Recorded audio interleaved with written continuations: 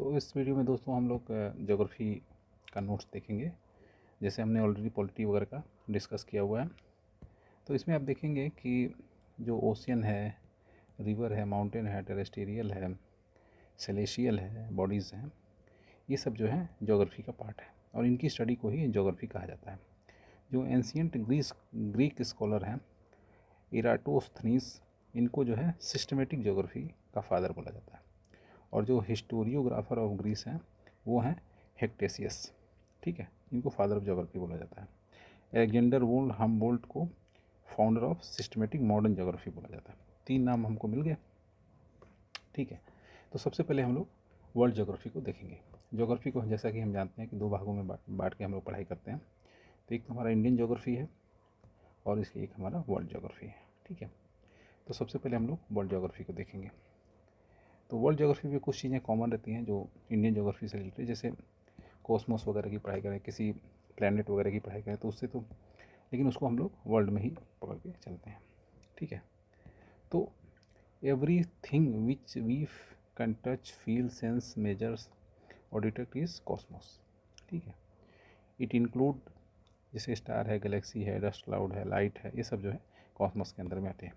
Astronomy जो है, अब देखिए एस्ट्रोलॉजी और एस्ट्रोनॉमी 2 टर्म है। तो एस्ट्रोलॉजी तो साइंटिफिक नहीं होती है, तो वो जो है उसमें जो ये एस्ट्रोलॉजर वगैरह लोग होते हैं वो सब भाग्य वगैरह का वो सब रहता है। लेकिन एस्ट्रोनॉमी में जो है हम सिस्टमेटिकली जो है साइंटिफिक स्टडी जो है सेलेस्टियल बॉडीज़ का अगर करते हैं तो उसको एस्ट्रोनॉमी बोला जाता है, ठीक है। तो एग्ज़ाम में जो क्वेश्चन देता है वो फंसाने के लिए दे सकता है। तो स्टार, प्लैनेट, कॉमेट, गैलेक्सी, ये सब वगैरह का हम जो है, और अर्थ में एटमॉस्फेयर का जो पढ़ाई करते हैं, जो स्टडी करते हैं, उसको हम लोग एस्ट्रोनॉमी बोलते हैं। तो क्लाउडियस जो टॉलमी थे, ग्रीक एस्ट्रोनॉमर, इनको जो है, इन्होंने सबसे पहले जो है यूनिवर्स की स्टडी करना शुरू की थी। जो टॉलमी हैं उन्होंने आर्गू, मतलब उनका एक मतलब स्टेटमेंट ये है कि जो earth is that centre of the universe and the sun and other planet revolve it. इन्होंने सबसे पहले जो अपना थ्योरी दिया कि इन्होंने अर्थ को जो है सेंटर में माना, ठीक है, ये अर्थ है, इसको सेंटर माना, और बाकी लोगों को बोला कि वो लोग इसके जो है आसपास चक्कर लगा रहे हैं, ठीक है, इंक्लूडिंग सन, और अदर प्लैनेट को भी बोला कि वो लोग जो है इसके रिवॉल्व करते हैं इसके अराउंड, ठीक है। लेकिन जो निकोलस कोपरनिकस जो आते हैं, इन्होंने सबसे पहले ये बताया कि जो सन है वो जो है सेंटर में है, बाकी जो प्लैनेट्स हैं वो जो है इसके आसपास चक्कर लगाते हैं, ठीक है। तो इसीलिए इनको जो है कोपरनिकस को father of modern geography sorry astronomy बोला जाता है, ठीक है। और केपलर जो है ये आते हैं, इन्होंने लॉ दे दिया, लॉ ऑफ मोशन दे दिया। ग्रेविटेशनल जो मोशन का लॉ है,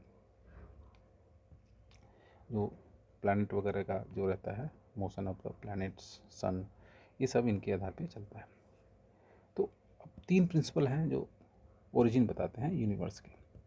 जो अपना यूनिवर्स है वो कैसे उसको क्रिएट हुआ, तो उसके लिए 3 थ्योरी हैं। सबसे पॉपुलर तो बिग बैंग थ्योरी है।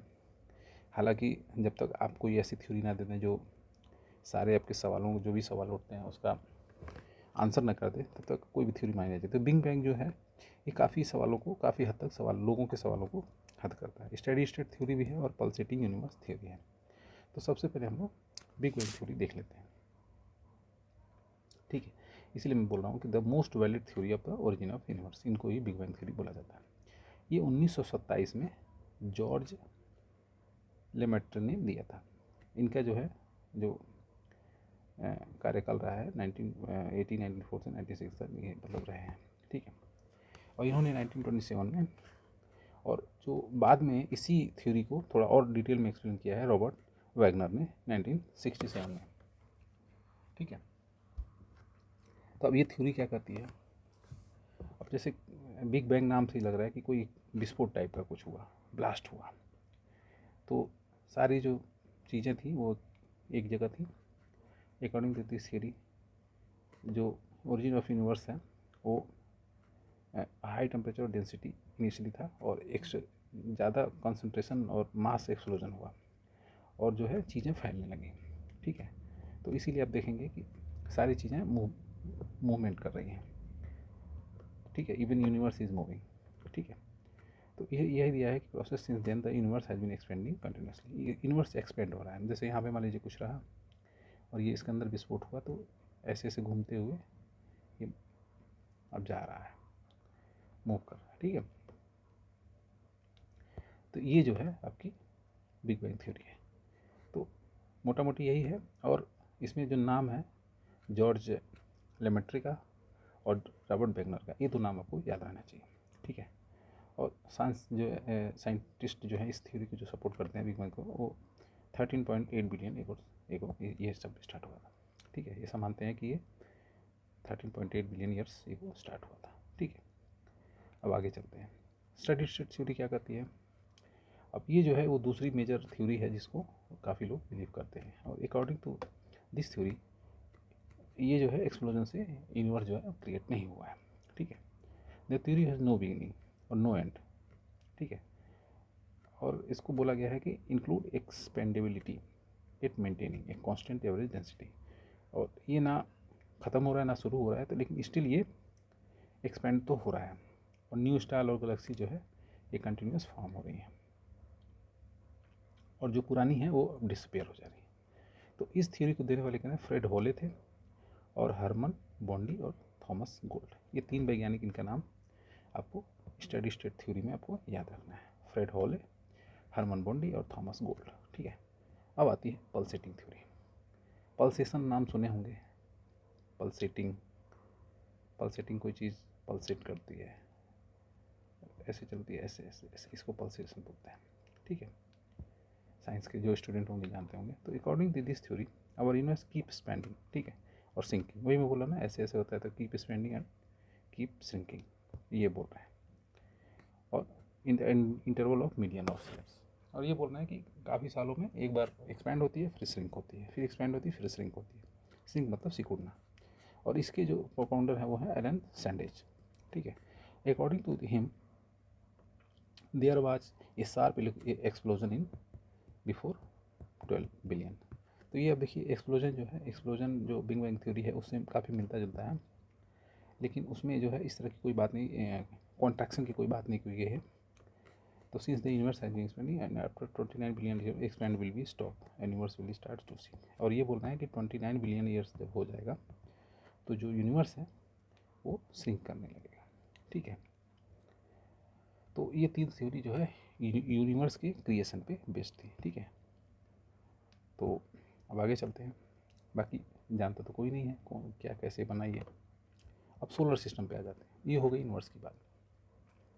अब सोलर सिस्टम में आप देखिए सन है, मून है, प्लैनेट है, एस्टेरॉयड है, कॉमेट्स है, मेटेरोइड्स हैं, ये सब जो है इसमें सारे जो चीज़ें हैं वो सब इंक्लूडेड है। और सोलर सिस्टम जो है 9.1 बिलियन ईयर्स आफ्टर जो है ये बनी थी। तो पहले बिग बैंग हुआ, जो यूनिवर्स वगैरह एक्सपैंड होने लगा, तो इसका जो क्रिएशन है वो उसके 9.1 बिलियन ईयर्स बाद हुआ था। यानी ये जो है 4.6 बिलियन ईयर्स ओल्ड है, ठीक है। टोटल 12.8 है, तो उसे माइनस कर लीजिए, ठीक है। It is called the galaxy और Milky Way in which our the solar system में। तो जहाँ पे ये पूरा सोलर सिस्टम जिस लोकेट है उसको हमको गैलेक्सी बोलते हैं या फिर मिल्की वे, क्योंकि ये जो है थोड़ा दूधिया कलर का दिखता है, इसलिए इसका नाम मिल्की वे पड़ा, ठीक है। और distance travel in 1 year at the speed of light is called light year. तो लाइट ईयर का एक्चुअल में लाइट ईयर, लाइट से नाम लग रहा है कि ये जो है वेलोसिटी वगैरह का ये होगा, लेकिन ये है जो आपका ये स्पीड का है। तो स्पीड में क्या है कि 1 ईयर में जो प्रकाश की लाइट से 3×10⁸ मीटर पर सेकेंड, अगर 3×10⁻⁻5 रहेगा तो किलोमीटर पर सेकेंड। तो इस रेट से अगर कोई लाइट चल रही है वैक्यूम में तो उसको लाइट ईयर बोलते हैं, ठीक है। और लाइट ईयर से ही सारे मेजरमेंट किए जाते हैं, ठीक है। क्योंकि जो भी हम चीज़ें भेजते हैं, कोई भी हम वेव्स वगैरह भेजते हैं कुछ जानने के लिए, तो वो लाइट की स्पीड से ही जाती है। तो जो भी इन्फॉर्मेशन होता है वो हमको लाइट ईयर के फॉर्म में ही हमको मिलता है, तो इसलिए हम लोग उसी को मानते हैं, ठीक है। अब इसमें एक और यूनिट आती है पारसेक, ठीक है। पारसेक जो है 3.26 लाइट ईयर्स अगर रहेगा तो ये जो है पारसेक के बराबर होगा। और ये जो है एस्ट्रोनॉमिकल यूनिट है, ठीक है। The Indian astronomer Varahamihira 16th century AD में यानी गुप्ता टाइम में के आसपास इन्होंने जो है बताया कि जो है मून रिवॉल्व्स अराउंड द सन, ठीक है, वराहमिहिर, ठीक है। ये काफ़ी बड़े एस्ट्रोनॉमर थे। तो आप ये देखेंगे कि ये जो सन है, इसके बाद मरकरी है, फिर उसके बाद वीनस है, फिर अर्थ है, फिर मार्स है, उसके बाद ये देखिए एस्ट्रॉयड बेल्ट है, ये एस्ट्रॉयड बेल्ट, उसके बाद जुपिटर है सबसे बड़ा, फिर ये सैटर्न है, सैटर्न के ऊपर ये जो रिंग है इसे हम जानते हैं, यूरेनस के ऊपर भी रिंग है ये जो है, फिर नेपच्यून है। प्लूटो का भी जो स्टेटस है वो स्यूडो प्लैनेट के फॉर्म में आ गया है, प्लैनेट से ये हट गया है, ठीक है। उसके बाद जो है क्यूपर बेल्ट है, ठीक है। तो ये हमारा जो है सोलर सिस्टम है, सोलर सिस्टम में इतनी सारी चीज़ें आती हैं, ठीक है। अब सन जो है इस सेंटर में है, तो ये जो है एक गैलेक्सी है, फिर यहाँ पे एक गैलेक्सी स्टार्ट होगी, उसमें भी कुछ चीज़ें रहेंगी, ठीक है। अब हम लोग सन की बात कर लेते हैं, थोड़ा बहुत सन के बारे में जान लेते हैं। तो सन जैसा कि हमको पता है centre of the solar system, ये यूनिवर्स का नहीं है, यूनिवर्स के सेंटर में नहीं है, ये हमारा जो सोलर सिस्टम है उसके सेंटर में है, ठीक है। और ये एक स्टार है, इट सोर्सेज ऑफ सारे जो एनर्जी है उसका सोर्स जो है वो सन है, ठीक है। The cloud of gases create stars, पहले क्या होता है, क्लाउड होता है गैसेस का, ऐसे बड़े इसको बड़ा सा, और धीरे धीरे करके वो जो है क्लाउड बन करके डेंस होकर के वो स्टार बना देते हैं। तो जो सन है इज ए गैसियस स्फीयर, ठीक है। और इसका एटॉमिक नंबर जो है, इसमें जो है 91.2% जो है हाइड्रोजन है, 8.7% हीलियम है, और 70% हाइड्रोजन एंड 27% हीलियम है। ये मास के आधार पे है और ये वाई बलून है, ठीक है। The temperature of its core is 1.5 into 10⁻⁷ degree से, सोच रहे हैं इसके कोर में, मतलब कोर मतलब एकदम इसके सेंटर में इतना टेम्परेचर है, मतलब नथिंग लाइक एनीथिंग। और इसका जो सरफेस है उसका टेम्परेचर अराउंड 5500 डिग्री सेंटीग्रेड से 6000 डिग्री सेंटीग्रेड है। और इसका जो डायमीटर है वो अर्थ से 109 गुना बड़ा है, लगभग 109 दिया है, 109.2। द एज जैसा कि बताया 4.6 बिलियन ईयर्स, और 1.3 million times larger than the earth. ये तो डाया है, और जो इसका साइज़ है वो है 1.3 मिलियन टाइम, ठीक है। अब जो अर्थ है वो केवल 2 बिलियन पार्ट जो है थर्मल एनर्जी इसको मिलता है। अब सोचिए, मतलब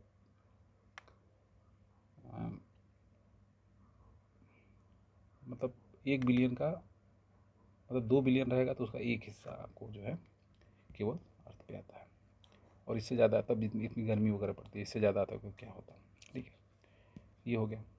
और सनलाइट टेक 8 मिनट, तो अब जितनी दूरी है उससे कैलकुलेट कर सकते हैं, तो 8 मिनट मोटा मोटी पकड़ लीजिए आती है, 8 मिनट 19 सेकेंड। और जो इसमें जो होता है वो न्यूक्लियर फ्यूज़न होता है। अब दो चीज़ें होती हैं, न्यूक्लियर फिज़न और न्यूक्लियर फ्यूज़न। तब इसमें थोड़ा कन्फ्यूजन रहता है कि क्या फ्यूज़न है क्या फ्यूज़न है, ठीक है। तो मैं को सीधा बता दे रहा हूँ कि यू मतलब फ्यूज़न है, फ्यूज़न, यू मतलब यूनियन, यूनियन मतलब मिल रहा है। तो इसमें जो है मॉलिक्यूल्स मिल रहे हैं, एक मॉलिक्यूल है, ये दोनों को मिल करके एक मॉलिक्यूल बना जाता है, जैसे H1 H + H1 equal to H2, ठीक है। तो मॉलिक्यूल्स मिलते हैं तो उसमें जो एनर्जी क्रिएट होती है उसको फ्यूज़न बोलते हैं। और जब मॉलिक्यूल टूटते हैं, ये है मॉलिक्यूल मान लीजिए टूट करके ये अलग अलग बन गया, तो इसको बोलते हैं फ्यूज़न। तो फ्यूज़न वगैरह में एटॉमिक बम वगैरह क्रिएट होता है, और फ्यूज़न में हाइड्रोजन बम होता है। तो जो सन है वो भी, उसमें भी न्यूक्लियर फ्यूज़न ही होता है, ठीक है। अब सोलर सिस्टम में सन तो हो गया सेंटर में, अब इसके अलावा क्या क्या है, तो जैसे देख लेते हैं 8 प्लैनेट है, ठीक है। पहले 9 ग्रह है, लेकिन एक प्लूटो को हटा दिया गया है। तो उस ऑर्डर से देख लेते हैं, मरकरी, वीनस, अर्थ, मार्स, ये चारों हो गया। उसके बाद एक एस्टेरॉयड बेल्ट है ऐसे, उसके बाद आपका जुपिटर, उसके बाद सैटर्न, उसके बाद यूरेनस, उसके बाद नेपच्यून। ये आपका आपका सूर्य से आगे बढ़ते हुए क्रम में है, Mercury, Venus, Mars, Jupiter, Saturn, Uranus, Neptune, ठीक है। The planet closest to the sun is Mercury, ठीक है, और जो फारदेस्ट है वो है नेपच्यून, ठीक है। अब साइज़ का देख लेते हैं। तो साइज़ में आप देखेंगे कि सबसे बड़ा जो है वो है जुपिटर, ठीक है। तो साइज़ के आधार पर हम लोग पहले कर लेते हैं। जुपिटर है सबसे बड़ा, फिर उसके बाद आप देखेंगे सैटर्न है, उसके बाद यूरेनस है, उसके बाद नेपच्यून है, उसके बाद अपना अर्थ है। तो अर्थ कितने पर है? 1 2 3 4 5वें स्थान पे है, यानी 8 में 5वें स्थान पे। उसके बाद मार्स है, ये रहा मार्स, सॉरी उसके बाद वीनस है, उसके बाद मार्स है, फिर मरकरी है, ठीक है। अब आगे चलते हैं। अब साइज़ हो गया, डिसेंडिंग ऑर्डर में आप देखिए, फिर उसका उल्टा कर दीजिए, साइज़ हो गया। अब planet based on the mass, अच्छा मास में रहेगा तो जैसे मान लीजिए हो सकता है साइज़ बड़ा हो फिर गैसियस हो अगर, तो उसका मास कम हो जाएगा। तो जुपिटर, सैटर्न, नेपट्यून, अब यहाँ देखिए यूरेनस से नेपच्यून थोड़ा बड़ा है क्योंकि उसमें थोड़ा सा सॉलिड होगा कुछ। अर्थ तो ठीक है 5वें पे ही है। अब यहाँ वीनस, मार्स और मरकरी, बाकी सेम है, केवल नेपच्यून यहाँ का चेंज होगा, यहाँ पे जो है वो चेंज हो रहा है मार्स और वॉल्यूम के हिसाब से आप देखिएगा साइज़, ठीक है। लार्जेस्ट प्लैनेट जो है वो जुपिटर है और जो स्मॉलेस्ट है वो मरकरी है। और नॉर्मली जो डायरेक्शन होता है वो वेस्ट से ईस्ट होता है, जैसे ये आपका वेस्ट है और ये ईस्ट है, तो ऐसे होता है, ठीक है। Direction of Venus and Uranus is east to west, ये दो हैं ऐसे हैं जिसका ऐसे है, क्लॉकवाइज है, ठीक है। अब जैसे ये घड़ी है इसको क्लॉकवाइज बोलते हैं और एंटी क्लॉकवाइज, तो बाकी सारे का एंटी क्लॉकवाइज, लेकिन दो ऐसे हैं वीनस और यूरेनस जिसका उल्टा है, ठीक है। बाकी जो है वो एंटी क्लॉकवाइज चलते हैं। सोलर इक्लिप्स होता है। अब सोलर इक्लिप्स, ये सोलर है, अब उसके बाद अर्थ है, फिर मून है, ठीक है। अब सोलर इक्लिप्स कब पड़ेगा कि ये मून जो है यहाँ पे बीच में आ जाए, तो हमको ये दिखेगा नहीं सूर्य, तो इक्लिप्स हो गया, इसको सोलर इक्लिप्स। अब मान लीजिए सूर्य ये है और चंद्रमा यहाँ पे आ गया, पृथ्वी यहाँ पे आ गई, तो इसको बोलेंगे आपका मून इक्लिप्स, ठीक है। तो देखिए मून कम बिटवीन, अब यहाँ पे आ जा रहा है दोनों के बीच में, तो इसको सोलर इक्लिप्स बोल रहे हैं। और solar Eclipse only on new moon day और अमावस्या, अमावस्या जो रहेगा तो वहीं पे आपको ये पड़ेगा, ठीक है। अब ये हो गया कंप्लीट। अब आगे चलते हैं। तो हमने जो है प्लैनेट की बात शुरू कर दी है, अब हम आगे बढ़ेंगे तो एक एक करके, जैसे मरकरी की बात कर लेते हैं। तो मरकरी में आप देखेंगे तो सबसे पहले सन के सबसे नज़दीक मरकरी है, ठीक है, और सबसे छोटा भी है। और देखेंगे कि सबसे जल्दी ये अपना जो रिवोल्यूशन है ये जल्दी, सबसे जल्दी कंप्लीट करता है, ठीक है। और एवरेज डिस्टेंस जो है इसका 58 मिलियन किलोमीटर है। टेम्परेचर हाईएस्ट है क्योंकि इस बहुत नज़दीक है, और डे टाइम में इसका टेम्परेचर 430 डिग्री चला जाता है, सोच सकते हैं कितना टेम्परेचर है। और उसी तरह से नाइट में ड्रॉप भी होता है क्योंकि कुछ ऐसा है ही नहीं जहाँ पे बर्फ हो, तो नाइट में जो है 180 भी चला जाता है। तो एक्सट्रीमली हॉट डे है और स्नोवी नाइट है, ठीक है। नियरेस्ट टू द, ये तो बता ही चुका है, स्मॉलेस्ट भी है, इसका कोई सेटेलाइट नहीं है, मतलब इसका कोई अपना मून नहीं है। नोट, सेटेलाइट आर दो सेलेस्टियल बॉडीज़ जो प्लैनेट के अराउंड में, उसको सेटेलाइट बोलते हैं या मून भी बोल सकते हैं, कॉमन टर्म में मून बोलते हैं, ठीक है। ये हो गया। अब वीनस की बात कर लेते हैं। ये हो गया आपके बारे में, आपका मरकरी के बारे में, ठीक है। अब वीनस में देखेंगे आपकी ब्राइटेस्ट है, मतलब ये चमकता बहुत है, ठीक है।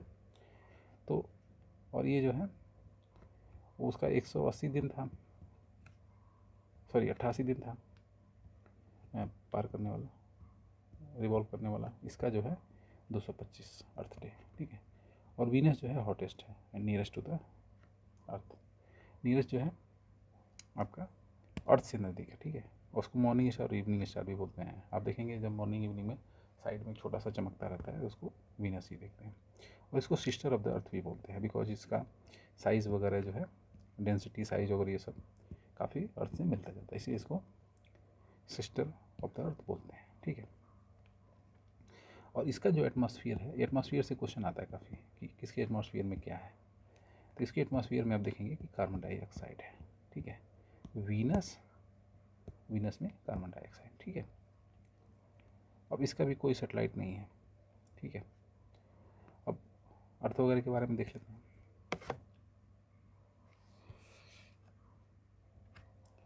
तो अर्थ में आप देखेंगे कि only planet in the solar system जिस पे लाइफ है। अभी जानकारी के अनुसार यही एक ऐसा प्लैनेट है हमारे सोलर सिस्टम में जिसमें लाइफ है, ठीक है। तो इसके बाद आप देखेंगे, और जो अर्थ है वो इधर से, जैसे मरकरी था, फिर वीनस था, फिर अर्थ था, MBE। और फिफ्थ लार्जेस्ट, ये तो ऑलरेडी हम लोग बात कर चुके हैं। Due to the presence of water it is called blue planet. जो वाटर है वो ब्लू कलर का दिखता है, इसीलिए जो है इसको ब्लू प्लैनेट भी बोला जाता है, ठीक है। और अर्थ इज ओनली सैटेलाइट, नहीं, अर्थ की ओनली सैटेलाइट जो है वो मून है, ठीक है। अर्थ जो है, अब ये अर्थ है, अब ऐसे करके ये, अब यहाँ से 66 डिग्री ऐसे, सॉरी इसको 1 मिनट,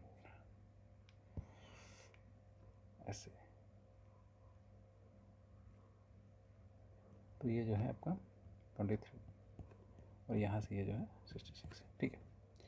अपने एक्सिस पे, ये अपने एक्सिस पे इतनी झुकी हुई है, यानी ऐसे है, ठीक है।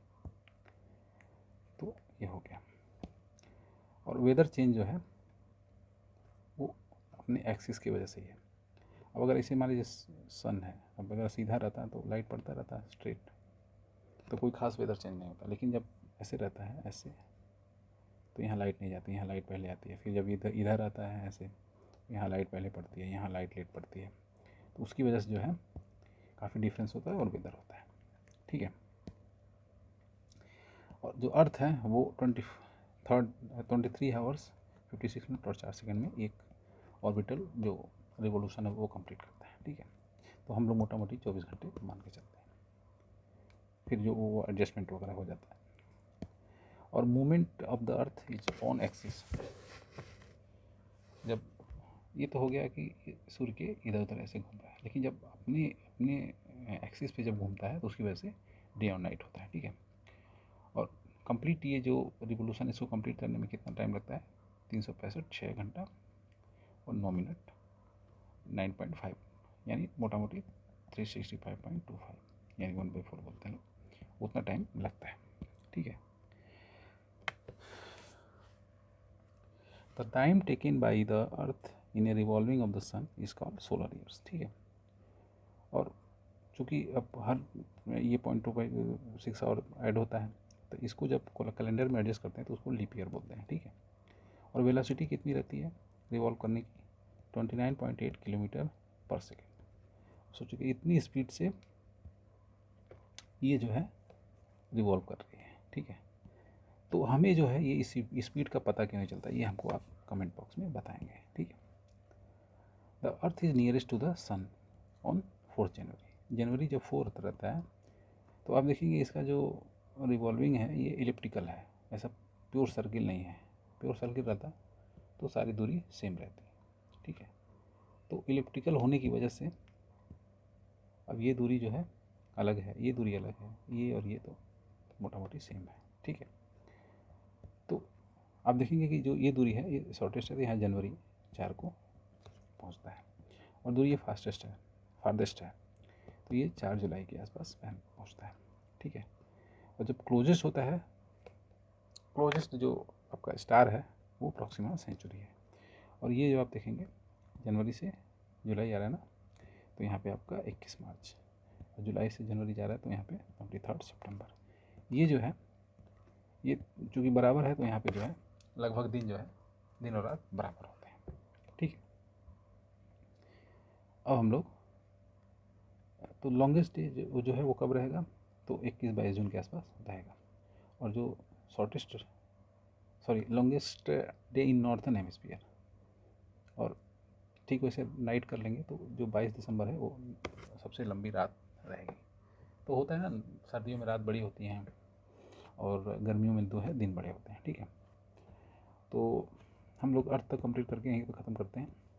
नेक्स्ट वीडियो में हम लोग मार्स से स्टार्ट करेंगे। Thank you.